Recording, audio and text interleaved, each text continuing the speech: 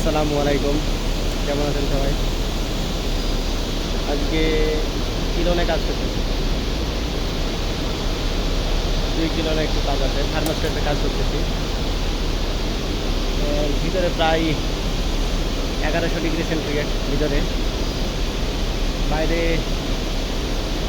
Minimum 60-70-এর উপরে হবে। এই যে এই থার্মোস্ট্যাট আছে না, থার্মোস্ট্যাটের সমস্যা। এই যে থার্মোস্ট্যাটের সমস্যা, আর এই বার্নার কন্ট্রোলারের বডির কেবলের সমস্যা।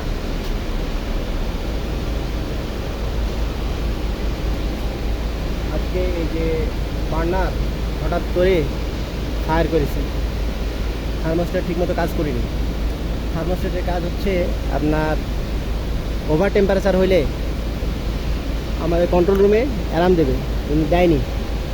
এই জন্য আমরা এগুলো চেক করতেছি। প্রচুর গরম, প্রচুর গরম। ঠিক আছে।